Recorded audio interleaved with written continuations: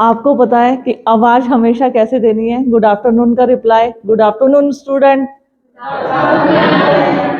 आवाज आनी चाहिए। आवाज हमारे कॉन्फिडेंस का प्रतीक है। हमारा कॉन्फिडेंस तब निकल के आता है कि जब हमारी बुलंद आवाज हो। कहते हैं ना, बुलंद आवाज। तो इस बात को ध्यान रखना। हम लोग पढ़ रहे थे इंटरव्यू के बारे में, आज इसी को कंटिन्यू करेंगे। हमने इंटरव्यू किसे कहते हैं, प्रोसेस कैसे होती है, आ जाता है प्रिपरेशन फॉर ऑफ इंटरव्यू। साक्षात्कार के समय जाते समय हमें क्या क्या तैयारी करनी है।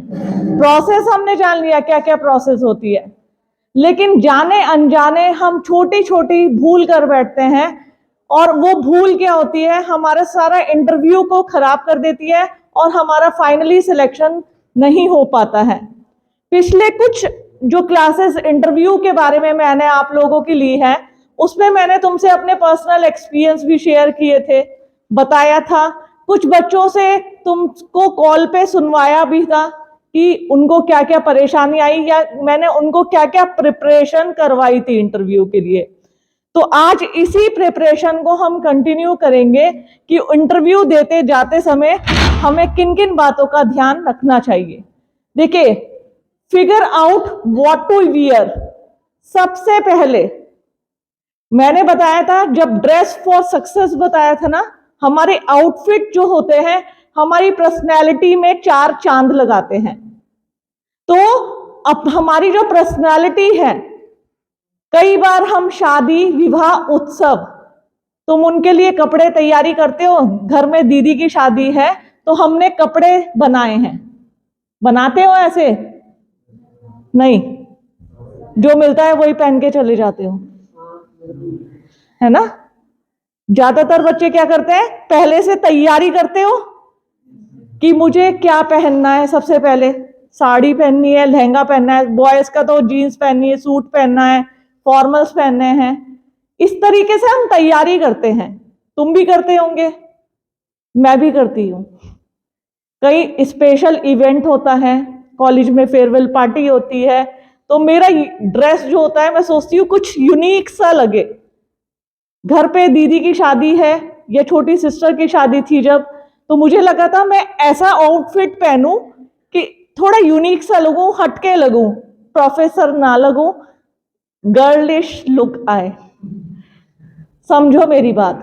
उसके लिए ड्रेस को पहले खरीदा, खरीदने के बाद ड्रेस से हमारा कॉन्फिडेंस बढ़ता है और ड्रेस से हमारा कॉन्फिडेंस बिल्कुल खत्म भी होता है।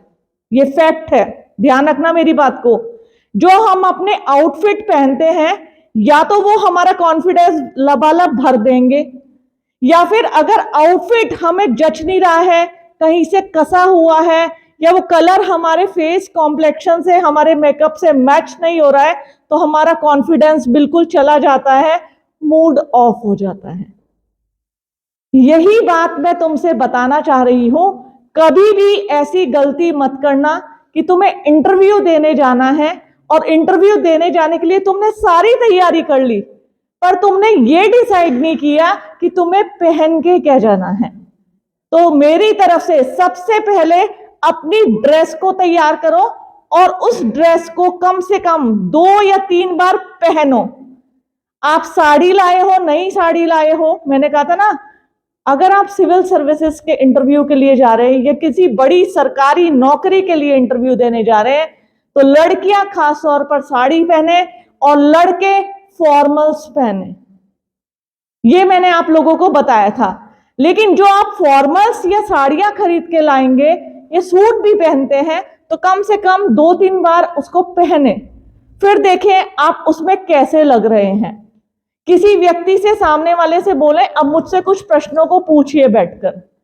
ये क्या होता है, इंटरव्यू की सबसे बड़ी प्राइमरी थिंग है जो कि हम जानबूझकर अवॉइड कर देते हैं, और जाने अनजाने हमारा ड्रेस हमारे कॉन्फिडेंस को लास्ट मोमेंट पे लूज कर देती है, और हमारा इंटरव्यू हमारी ड्रेस की वजह से खराब हो जाता है।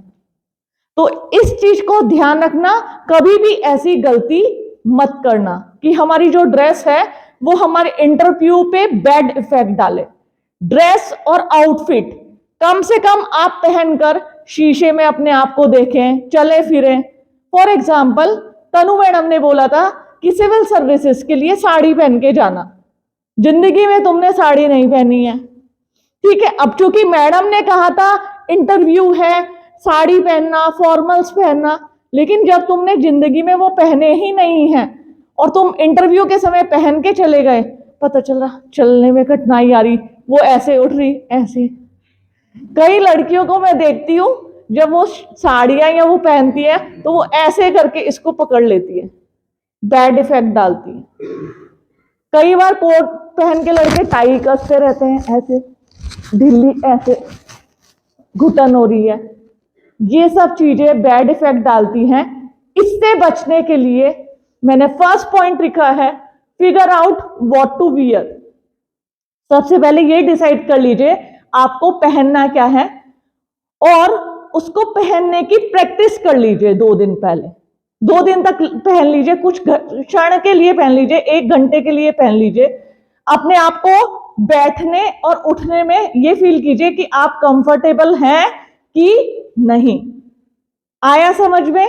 नेक्स्ट पॉइंट है लुक एप्रोप्रिएट एंड प्रोफेशनल। दिखने में आप कैसे लगने चाहिए जब आपने ड्रेस पहनी है और आप इंटरव्यू देने जा रहे हैं, तो आप दिखने में बिल्कुल प्रोफेशनल लगने चाहिए। ना तो आप आईएएस, आप सिविल सर्विसेज के लिए, सरकारी नौकरी के लिए इंटरव्यू देने जा रहे हैं, लेकिन आपके पास ना तो सरकारी नौकरी है, ना ही आप कोई बहुत बड़े अधिकारी हैं। आप तो सिंपली एक स्टूडेंट हैं, आप एक छात्र हैं, आप सभी सिंपली एक स्टूडेंट हैं। लेकिन बच्चों, उस टाइम, जिस टाइम आप इंटरव्यू देने जा रहे हैं, अपने अंदर फीलिंग लाइए, I am officer. Act like a officer, act like a professor. Professor का इंटरव्यू देने जाते हैं तो समझिए मैं प्रोफेसर हूं। तो बोली कहीं ना कहीं जब हम समझते हैं कि आई एम ऐश्वर्या राय, तो कभी कभी फीलिंग आने लगती है। कहते हैं ना, कई बार सोचने सोचने सोचने से ऐसा लगने लग जाता है। तो अपने आप को एक्ट करिए। एक्ट इन द सेंस, देखो किसी चीजों में ये सब बहुत जरूरी है। सोशियोलॉजी में एक थिंकर है इरविन गॉफमैन। मैं सोशियोलॉजी की प्रोफेसर हूं, हालांकि आप लोगों को कम्युनिकेशन स्किल पढ़ा रही हूं, क्योंकि जब मैंने ये क्लासरूम स्टार्ट किया था तभी मैंने तुम्हें बताया था, मुझे कॉलेज से ना तो ये पढ़ाने के लिए बोला गया है, ना ही मुझे अपॉइंट किया गया है, ना ही मैं कम्युनिकेशन स्किल की टीचर हूं। लेकिन बच्चों, मैंने जर्नलिज्म एंड मास कम्युनिकेशन पढ़ा था, मैं उसकी टॉपर हूं।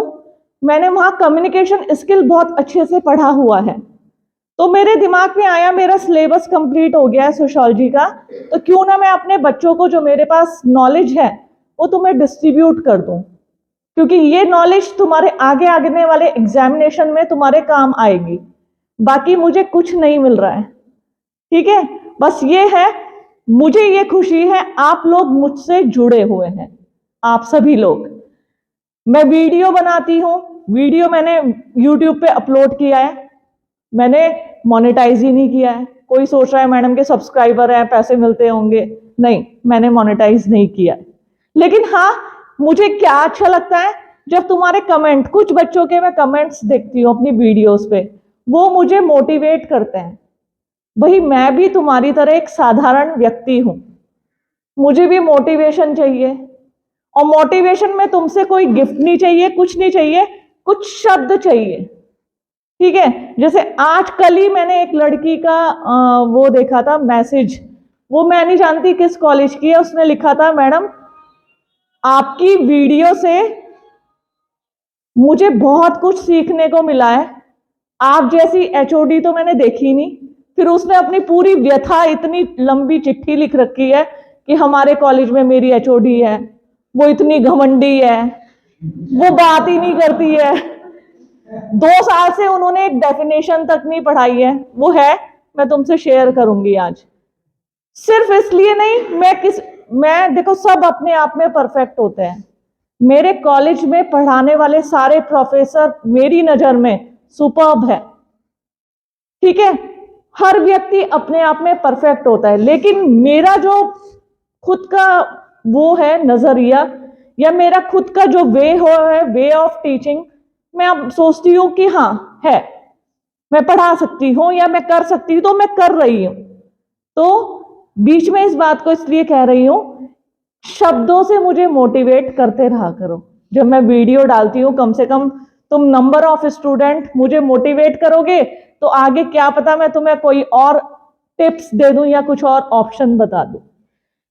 मैं बता रही थी कि जब हम प्रोफेशनल दिखने के लिए, हम कपड़ों की बेचैनी से, घबराहट से बचने के लिए सबसे इंपॉर्टेंट उनको क्या है, पहनना, पहले से ही पहनना।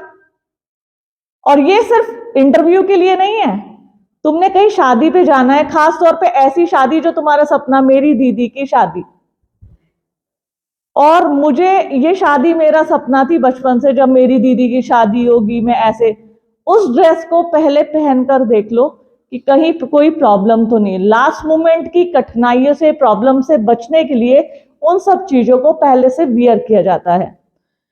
इंटरव्यू में जाने से पहले प्रोफेशनल लुक आना चाहिए, उसके लिए हमें एक्ट करना पड़ता है, जो कि मैंने अभी अभी आप लोगों को बताया। Act like a professor, act like a you are officer, आप ऑफिसर हैं, ठीक है। और कोशिश कीजिए अपने सपनों को छोटे के बजाय ऊंचा देखने की। बस एक सरकारी नौकरी मिल जाए, चाहे क्लर्क की मिल जाए, बस मिल जाए भगवान। थोड़ा ऊपर सोचो, थोड़ा अपर केस पे जाओ। देखो, एक बात बताऊं, मेरी क्लास में बैठा हर एक बच्चा बहुत इंटेलिजेंट है। तुम्हें जरूरी है इस समय एक इंपॉर्टेंट गाइडेंस की, क्योंकि मैं तुम्हें बता दूं कि जो आईएएस, पीसीएस, बड़े बड़े सीडीएस ऑफिसर या भी होते हैं, पढ़ाई जरूरी है, पर इस हद तक नहीं जिस हद तक तुम सोचते हो कि हम नहीं बन पाएंगे। ना ना, हम नहीं दे पाएंगे। अरे कहाँ, इतने टफ प्री मेंस इंटरव्यू, इतने सारे स्टेप्स होते हैं, हम कैसे क्वालिफाई कर पाएंगे? हम तो अपना बीए नहीं पढ़ पा रहे हैं। तो बच्चों, मैंने शुरू में ही बताया था, अगर आपके पास एक सुलझी हुई और एक शानदार स्ट्रेटेजी है, तो आप उसके थ्रू कोई भी काम को आसान बना सकते हैं। कोई भी कार्य आज की तारीख में मुश्किल नहीं होता। मुश्किल होता है सिर्फ हम जो सोच बैठते हैं कि ये काम मुश्किल है, तो वास्तव में मुश्किल होता है। आज सुबह से मैं सोची थी बहुत ठंड है, ग्लव्स पहनो, कान पे ढको, लेकिन अब मैंने उस चीज को भूल गई कि ठंड है। मैं तुम्हें पढ़ा रही हूं, यकीन मानो, ना तो मुझे कान पे ठंड लग रही है, ना मुझे हाथ पे ठंड लग रही है, क्योंकि मैं भूल गई कि आज ठंड है। तो भूल जाओ कि तुम्हारे लिए ये चीज इम्पॉसिबल है। याद रखो उस चीज को कि तुम सब कुछ कर सकते हो। ये मेरी बातें ध्यान रखना। इंटरव्यू जाते समय कई बार हम सोचते हैं, मैडम ने कहा था कि एक्ट लाइक अ ऑफिसर, हम तो ऑफिसर है ही नहीं, फिर हम ऐसे कैसे एक्ट करें? अपने आप के कॉन्फिडेंस को बढ़ाओ। जब हम ड्रेस पहन लेते हैं प्रोफेशनल, हमने साड़ी पहनी है, हमने प्रोफेशनल सूट वियर किया है और हम इंटरव्यू के लिए जा रहे हैं, तो आपका बिहेवियर, आपकी आईज, आपकी हैंड्स, आपकी बॉडी लैंग्वेज उसके अकॉर्डिंग होनी चाहिए। ये नहीं कि सूट पहन लिया ऐसे, साड़ी पहन ली अरे ऐसे, नो। ध्यान रखना इस बात का। तभी तो मैंने बोला है एक्ट करो, एक्टिंग करो, एक्टिंग करो। मान लिया तुम्हें साड़ी में दिक्कत हो रही है, कोशिश करो जो दिक्कत हो रही है उसे सबके सामने अवॉइड करो। मान लिया साड़ी अटक रही है, तो कोशिश करके बड़ी सफाई से, चतुराई से उसको छुपा दो। जब कोई ना हो तब, हाँ अब यहां से अटक रही थी, अब इसको ऊंचो कर लो, सैंडल को ऐसे कर लो, अब ठीक है। जैसे मैं करती हूँ रोजाना, आपने देखा होगा, साड़ी पहन के आती हूँ। आज मुझे लगा थर्सडे है, आज मेरी क्लास थर्सडे को कम होती है, तो मैंने सूट वियर किया, कॉलेज में आके देखा, मैंने कहा हो आज तो वेडनेसडे है। तो मैं जब साड़ी वियर करती हूँ सर्दियों में, नो डाउट बहुत सारी प्रॉब्लम्स आती हैं, कभी अटकती है, कभी शूज के नीचे, कभी आगे से, कभी अंदर से, तो मैं एक्ट करती हूँ, लिटरली अपना बारे में बता रही हूँ तुम्हें। जब मैं नॉर्मली चलती हूँ, तुमने कभी देखा है मुझे ग्राउंड में कभी ऐसे उसे ऐसे मटकते ऐसे करते देखा है? अब तो नहीं बोलोगे। तो कोशिश करो अपनी परेशानियों को छुपाने की, ना कि दिखाने की। मैंने बताया ना, अपने आप को प्रोफेशनल दिखाने की कोशिश करो, अपनी परेशानियों को छुपाओ। अधिकारियों या जिस पोस्ट के लिए इंटरव्यू देने जा रहे हो उसकी तरह फीलिंग लाओ कि हम वो हैं और हम बनने जा रहे हैं। कहीं ना कहीं ये आपकी पर्सनैलिटी पे पॉजिटिव इफेक्ट डालता है, ये फैक्ट है। नेक्स्ट पॉइंट है इसमें, print out copies of your resume. इसके बाद नेक्स्ट जो टॉपिक है, मैं कल जो नेक्स्ट टाइम टॉपिक पढ़ाऊंगी, रिज्यूम राइटिंग। हम अपना रिज्यूमे कैसे तैयार करते हैं। तुमने देखा होगा मैंने सबसे ऊपर एक वर्ड लिखा है, क्या है ये? DAF। कोई जानता है व्हाट इज DAF? DAF मैंने सबसे पहले लिखा और मैं तुम्हें बताना भूल गई कि व्हाट इज DAF। आप में से कोई जानता है? मनाही कर दो। नहीं, ठीक है मैं बताती हूं। Detail application form. जिस भी इंटरव्यू के लिए हम जा रहे हैं, सबसे जरूरी है हमारे पास एक डिटेल एप्लीकेशन फॉर्म होना। DAF, क्या पता ये ऑब्जेक्टिव टाइप क्वेश्चन में आपका आ ही जाए, फुल फॉर्म ऑफ DAF।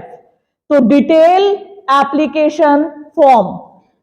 हम जिस भी साक्षात्कार के लिए, जिस भी पोस्ट के लिए आवेदन करते हैं, इंटरव्यू के लिए हमें डिटेल एप्लीकेशन फॉर्म ले जाना पड़ता है। और ध्यान रखना इस बात का, किसी इंटरव्यू में आपके डॉक्यूमेंट और रिज्यूमे मंगाए जाते हैं, पूरा मेंशन किया जाता है कि जो कैंडिडेट इंटरव्यू देने आ रहा है वो अपने डॉक्यूमेंट्स और रिज्यूमे साथ लाए। किन्हीं इंटरव्यू में ये सब मेंशन नहीं होता, ना मंगाया जाता। लेकिन आप ध्यान रखना, प्रोफेशनली हमेशा आपके पास अपने डॉक्यूमेंट की प्रिंट आउट्स और रिज्यूम ये हमेशा होना चाहिए, चाहे मंगाया है चाहे नहीं मंगाया है। आज ये अब सब लोग अपना एक रिज्यूम बनाएंगे। मैंने कहा ना, कम्युनिकेशन का जो पेपर है इसका असाइनमेंट होगा। असाइनमेंट 25 नंबर का है, 5 नंबर तुम्हारी अटेंडेंस के, 10 नंबर का सेमिनार, 10 नंबर का असाइनमेंट। तो तुम्हारा असाइनमेंट आज से ही याद रख लो, तुम सबको एक 10 नंबर का रिज्यूमे बनाना है। 10 नंबर का रिज्यूम राइटिंग नेक्स्ट क्लास में मैं तुम्हें सिखाऊंगी। एक अच्छा रिज्यूम आप कैसे बना सकते हैं। कुछ लोग इसको रिज्यूमे बोलते हैं, कुछ रिज्यूम बोलते हैं, ठीक है। तो ये कैसे बनाएंगे आप, इसको मैं सिखाऊंगी। अभी से इसलिए बता रही हूं कि अपनी दिमाग में बिठा लो, आपका जो सेशनल है उसमें आपको एक रिज्यूम बना के सबमिट करना है, ठीक है। सेशनल में वो मैं प्रिंसिपल मैम से बात कर लूंगी। मेरे पास सिर्फ 80 बच्चे हैं कम्युनिकेशन के, कि सभी के लिए मैं सेशनल में एक रिज्यूमे कंपलसरी करवा दूंगी। क्योंकि रिज्यूम राइटिंग अगर आपने सीख ली तो कम्युनिकेशन के जो ये स्टेप्स हैं इसको आप आगे बढ़ते चले जाएंगे। कहते हैं ना हम क्लास में पढ़ना, हम कम्युनिकेशन को क्यों पढ़ रहे हैं, NEP के तहत इसको हमारे पेपर में क्यों जोड़ा गया है। हम तो political science, BSc, maths, commerce, history ये सब सब्जेक्ट पढ़ ही रहे थे। लेकिन ऐसा देखा गया कि बच्चे जब ग्रेजुएशन करके पास आउट होते हैं उनके अंदर कॉन्फिडेंस होता ही नहीं। वो बस लिख के पास होने वाली डिग्री उनके पास होती है, ना कॉन्फिडेंस होता है, ना वो साक्षात्कार देने लायक होते हैं, ना ही कंपटीशन फेस कर पाते हैं, एंजाइटी का शिकार हो जाते हैं। उन सब से बचने के लिए हमारी सरकार ने छोटे छोटे कोर्सेज को इंट्रोड्यूस किया है एनईपी के तहत। उसी का एक पार्ट है कम्युनिकेशन स्किल। और बार बार मैं रिपीट कर रही हूं, ये कम्युनिकेशन स्किल की जो आपकी क्लास है, इसका टोटली मोटिव है आपके कॉन्फिडेंस को इन्हांस करना।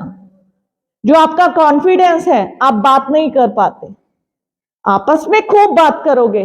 अभी मैं कहने लगूं पूजा बेटा यहां पे आ जा, बता अपना इंट्रोडक्शन दे, तो पूजा घबरा जाएगी। आप में से कोई यहाँ पे मुझे कुछ क्वेश्चन पूछने हैं, क्या आ सकता है? क्लासरूम में से कोई बच्चा है जो इस समय मेरे साथ खड़े होके मेरे कुछ प्रश्नों के जवाब दे सकता है?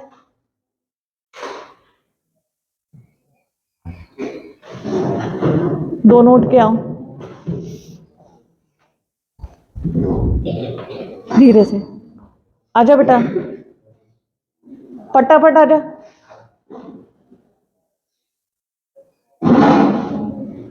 सबसे पहले तो बच्चों ध्यान रखो कि जब आप क्लास में आए तो यूनिफॉर्म में आए।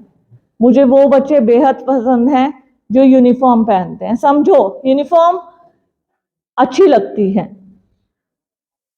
आपका नाम? अमन नेगी। आपका नाम? आशीष जुगरान। ठीक है। अमन, आपके कौन से सब्जेक्ट हैं?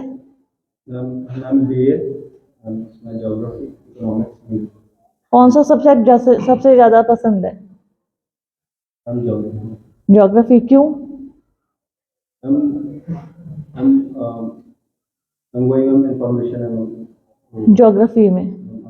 ज्योग्राफी में क्या क्या पढ़ा तुमने अभी तक? Physical geography. उसमें क्या पढ़ा फिजिकल ज्योग्राफी में? अच्छा, अर्थ की रोटेशन, जैसे ये विंटर चल रहा है इस समय, अर्थ की हमारा वो क्या है, पोजीशन क्या है, किस डिग्री पर है हमारी अर्थ? कोई बात नहीं अमन, वेरी, तुमने बड़े कॉन्फिडेंस से जवाब दिए सारे। अभी मैं तुम्हें उसका बताऊंगी। आपने सिद्धार्थ जुएल, आशीष जुगरान। आशीष, आपके क्या क्या सब्जेक्ट हैं? History, polity, English. कौन सा सब्जेक्ट ज्यादा अच्छा लगता है? हिस्ट्री। क्यों? हिस्ट्री में क्योंकि भले से एक सब्जेक्ट पर थोड़ा इधर आओ। हाँ, सेल्फ डेवलपमेंट, ये चीज सीखने मिलती कि इंसान कहाँ से एक आदि मानव काल से आज इतने ऊपर बढ़ गया कि पहले हम सोच भी नहीं सकते थे। आज जो चीज हम हर सोच रहे हैं वो करते रहे। ठीक है आशीष, कम्युनिकेशन की क्लास में तुमने कुछ सीखा है? बिल्कुल मैंने बहुत चीजें सीखी। क्या क्या सीखा है मुझसे शेयर करोगे? मैं अमन, तुम क्लास में आते हो? तुम्हारी तुम क्लास में आते हो? रेगुलर आते हो? क्या सीखा आशीष, तुम मुझे इतना बताओ। कम्युनिकेशन स्किल, पहले तो गवर्नमेंट का बहुत ही ज़्यादा अच्छा आइडिया है, और उसमें से कहीं ऑफिसर सोच के लोग हैं, उन्होंने ये सोचा, जैसा आपने खुद ही बोला कि सब्जेक्ट हर कोई इंसान पढ़ रहा है, और सच्ची बात ये है कि सेल्फ डेवलपमेंट अंदर से किसी का होता ही नहीं है। पढ़ाई का मतलब ये नहीं कि हमने हिस्ट्री, पॉलिटी, मैथ्स पढ़ ली तो इंसान हर चीज़ मार्ग निकल जाए। जब तक हमारे अंदर से कोई सेल्फ डेवलपमेंट ही नहीं है, कुछ करने के लिए एक आइडिया नहीं है, क्योंकि पढ़ रहे हैं क्यों पढ़ रहे पता नहीं कि 12 हो गया अब ग्रेजुएशन कर लेते, बीटेक कर लेते, ये करना बहुत ज़रूरी है, और उसके लिए कम्युनिकेशन सीखना बहुत ज़रूरी है। इसलिए तुम कम्युनिकेशन सीख गए तो भले से पढ़ाई में तुम पीछे भी रहोगे ना, तो उनसे तो आगे निकल जाओ जो डिग्री में 90। Thank you, very good, clapping. कैसे अमन और आशीष बैठ जाओ। थैंक यू सो मच बच्चों। देखो यहां प्लेटफॉर्म पे मैं खड़ी हूं क्योंकि I am experience. Number of lecture मैं देती हूँ, नंबर ऑफ इंटरव्यू फेस कराई। मुझे यहाँ क्या कोई भी स्टेज पे खड़ा कर दो तो मैं डरती नहीं हूँ, ना मेरे हाथ कांपते हैं। लेकिन मैं चाहती हूँ मेरे बच्चे जब इस प्लेटफॉर्म पे आते हैं, कहीं ना कहीं डर लगने लग जाता है, हाथ कांपते हैं या घबराहट होती है। अमन और आशीष ने अभी मैंने मोटिव उनकी नॉलेज चेक करना नहीं था। इस समय तुम ये मत सोचो कि मैंने उनसे जो क्वेश्चन पूछे आशीष और अमन से इसलिए पूछे कि मैं जानना चाह रही थी कि वो ज्योग्राफी में क्या पढ़ रहा है या आशीष कम्युनिकेशन में क्या पढ़ रहा है। मैं टोटली ऊपर से नीचे दोनों की बॉडी लैंग्वेज चेक कर रही थी। बड़ी खूबसूरती से दोनों ने जवाब दिया। अब तुम्हें एक चीज बताती हूं related to preparation of interview से, जो कि हम नहीं जानते और बच्चों तुम्हें आज सीखनी चाहिए इस क्लासरूम में। जब हम इंटरव्यू बोर्ड में इंटरव्यू देने जाते हैं तो इंटरव्यू लेने वाले का मकसद ये देखना नहीं होता कि अंडमान निकोबार की राजधानी क्या है, कैपिटल ऑफ राजस्थान क्या है, ठीक है, वो तुम प्री मेंस पेपर देके क्वालिफाई करके गए हुए हो। या वो तुमसे ये नहीं जानता कि आशु की अम्मा की बेटी का उससे क्या रिलेशन है। वो रीजनिंग के क्वेश्चन है, वो तुमसे एग्जाम में पूछे जा चुके हैं। वो इंटरव्यू के लिए इसलिए बुलाते हैं कि वो तुम्हारा कॉन्फिडेंस चेक करते हैं। दूसरा, आप इंटरव्यू को अपने हिसाब से चला सकते हैं। आप कहोगे अपने हिसाब से, मैं इंटरव्यू को यस, आज तुम्हें वो टेक्निक बताती हूं जो मुझे भी नहीं पता थी। इंटरव्यू उस कार की तरह है, समझो तुम कार ड्राइव कर रहे हो, कार में इंटरव्यू बोर्ड के सदस्य बैठे हैं, ठीक है, तुम राइट लेफ्ट अपने हिसाब से उनको लेके जा सकते हो। पूछो कैसे? कभी भी इंटरव्यू को शॉर्ट क्वेश्चन में जवाब मत देना। आशीष की मैंने अभी एक बात नोटिस की, इंटरव्यू देखो सामने जो इंटरव्यूअर होते हैं, खासतौर पे सिविल सर्विसेज की मैं तुमसे बात कर रही हूं, क्योंकि बच्चों मेरा सिविल सर्विसेज का एक लंबा अनुभव है। लंबा अनुभव इसलिए क्योंकि मैंने तुम्हें जैसा कि बताया है, मैं शुरू से एम्बिशियस रही थी कि काश मैं एक बहुत बड़ी अधिकारी बनूं। तो जब मैंने पता किया तो कि पीसीएस और आईएएस के थ्रू बन सकते हैं, तो पीसीएस प्री, फिर मेंस में 8 डिस्क्रिप्टिव पेपर, देन इंटरव्यू। जो प्री क्वालिफाई कर लेता है, मेंस क्वालिफाई कर लेता है, वो इंटरव्यू तक पहुंचता है। और इंटरव्यू जो होता है वो टफेस्ट पार्ट होता है। मैंने तुमसे बताया है कि मैं 3 बार पीसीएस दिया है, 3 में से 2 बार इंटरव्यू से बाहर हो गई थी, तीसरी बार मेरा सिलेक्शन हुआ था। ऐसे ही डिग्री कॉलेज में भी हमारा रिटर्न के बाद तब इंटरव्यू होता है, उसके थ्रू मैं यहां पर आई हूं। तो बच्चों मैं तुमसे आज ये चीज डिस्कस करना चाह रही हूं, इंटरव्यू में कभी भी घबराना मत, कॉन्फिडेंस लूज मत करना, क्योंकि जहां तुम कॉन्फिडेंस लूज करोगे या शॉर्ट क्वेश्चन दोगे, वो तुरंत तुम्हारी कमियों को पकड़ लेंगे। मैंने अभी कहा इंटरव्यू एक गाड़ी में सवार, तुम गाड़ी चलाने वाले ड्राइवर हो और इंटरव्यूअर जो तुम्हारा इंटरव्यू ले रहे हैं वो तुम्हारे साथ बैठे हुए हैं। अब तुम्हें उन्हें कहां ले जाना है, या तो छलांग लगा देनी है नदी में, तो इंटरव्यू भी खत्म, तुम्हारा सिलेक्शन भी नहीं होगा, या फिर ऐसे घुमा घुमा के उन्हें ऐसे डेस्टिनेशन तक ले जाना वो कहे भाई अब तो हम थक गए, हमें उतार दो। ठीक है, वाह बहुत अच्छे जवाब दिए तुमने, बस बस वाह, अब आप जा सकते हैं। एक तरीका ये होता है, वो पूछो कैसे। मेरा नाम तनु है, मुझसे सबसे पहले क्वेश्चन पूछा गया था अपने नाम का मतलब बताइए। मैंने कहा था कि सर तनु नाम का अर्थ जो होता है शरीर से होता है, क्योंकि मैंने हनुमान चालीसा भी पढ़ी है, उसमें तनु शब्द आया है, और जब मैंने तनु शब्द का अर्थ देखा वास्तव में शरीर से आया था। तो आपको अपना नाम कैसा लगता है? सर मुझे अपना नाम अच्छा भी लगता है और कई बार मैं सोच भी देती हूं, या फिर फॉर एग्जाम्पल कई बार उन्होंने पूछा कि तुम्हारा नाम क्या है, ठीक है, तो मैंने कहा कमल। क्या नाम है? कमल। अच्छा, आपका नाम तो बड़ा पॉलिटिक्स के उससे जुड़ा हुआ है, क्या आप जानते हैं ये कमल जो आपका नाम है, इसके बारे में आप क्या कहना चाहोगे? एक तो जवाब होगा सर कमल है मेरा नाम, कमल का मतलब कमल का फूल, दैट्स इट। एक तो जवाब हो गया आपका, आपने अपने इंटरव्यू के दरवाजों को बंद कर दिया दैट्स इट बोल के। कभी भी शॉर्ट आंसर मत देना, दरवाजे बंद मत करना। उन्होंने पूछा कि ये तो कमल तो पॉलिटिकल पार्टी का है, क्या तुम उस पॉलिटिकल पार्टी से उस लिए नाम कमल रखा है? नहीं सर, सुनिए मेरी बात, मेरा नाम कमल है और उसका नाम कमल का फूल होता है। बाय चांस ये हमारी बीजेपी सरकार का पार्टी का चिन्ह भी है, लेकिन जो मेरी आस्था है बीजेपी के साथ साथ मैं कांग्रेस को कुछ नीतियों को पसंद करता हूं, मोदी सरकार द्वारा दिए गए, क्योंकि एक बात का ध्यान रखना, इंटरव्यू बोर्ड में आप कभी भी एक पार्टी के साथ मत झुक जाना, क्या पता सामने वाला किस पार्टी से बैठा है या किसको पसंद करता है, वही number cut cut cut cut.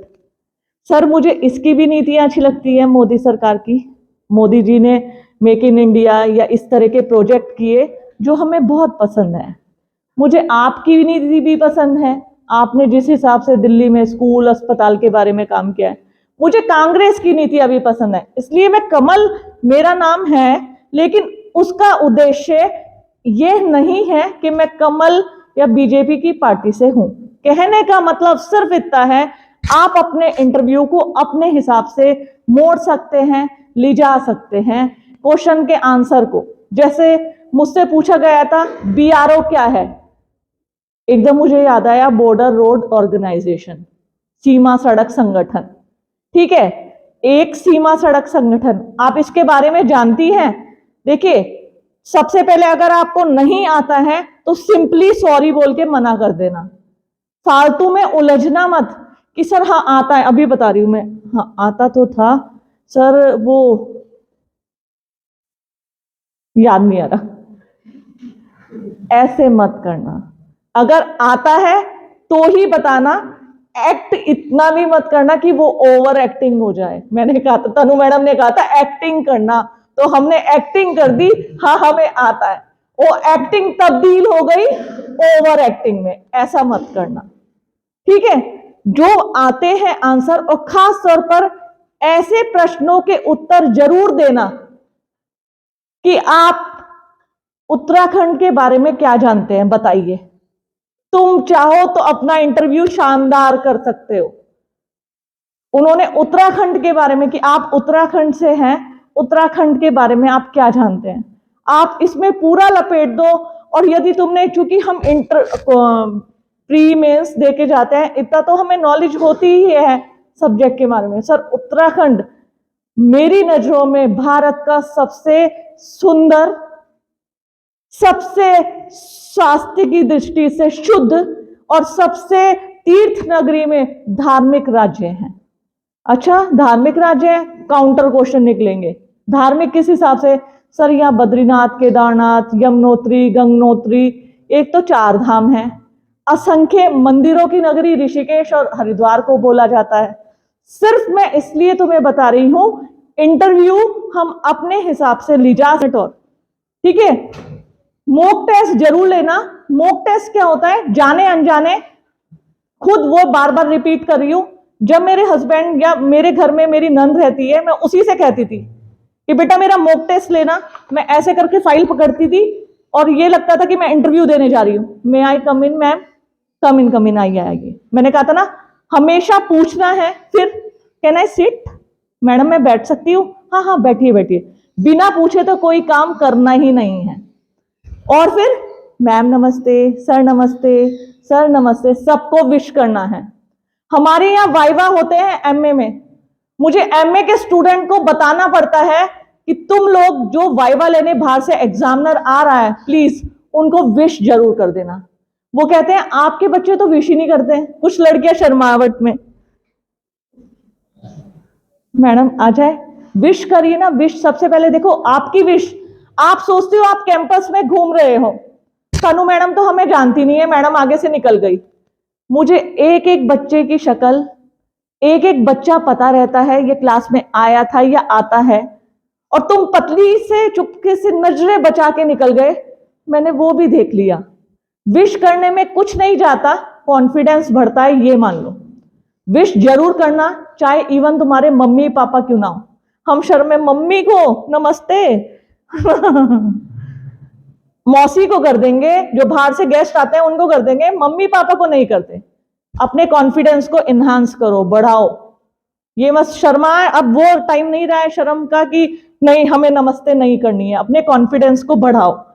Pack your bag ahead of time, हमेशा अपनी जरूरी सामान, पेन, अच्छे पेन, अपना रिज्यूम, अपने डॉक्यूमेंट, अपनी फाइल समय से पहले, कल आपको इंटरव्यू देने जाना है, कुछ पैसे, खुले पैसे भी, कहीं जरूरत पड़ गई, हमें चाय पीने का मन कर गया, सब कुछ अपने बैग में पहले से ही फिट एंड फाइन करके आप रख सकते हैं। नेक्स्ट है, इसमें है थिंक अबाउट बॉडी लैंग्वेज। अपने बॉडी लैंग्वेज के बारे में जरूर सोचना, ये वेरी इंपॉर्टेंट पॉइंट है। अमन और आशीष ने सब कुछ अच्छा था, बस इनकी बॉडी लैंग्वेज, सावधान, विश्राम। हल्की सी बॉडी लैंग्वेज पे तुम ध्यान देना। बॉडी लैंग्वेज, तुम मुझसे बात कर रहे हो, मैडम ज्योग्राफी बहुत अच्छा है, इसमें मैंने अर्थ की मूवमेंट, ये सब कुछ अच्छा था, एक्सीलेंट था, और मुझे पसंद आया कि कम से कम बच्चे वहां से उठ के इस प्लेटफॉर्म तक तो आए। अपनी बॉडी लैंग्वेज के बारे में जरूर सोचना। हमारी बॉडी लैंग्वेज, मैंने कहा ना, हमारा सिर्फ मुंह नहीं बोलता है, हमारी आंखें भी बोलती हैं, हमारे हाथ भी बोलते हैं।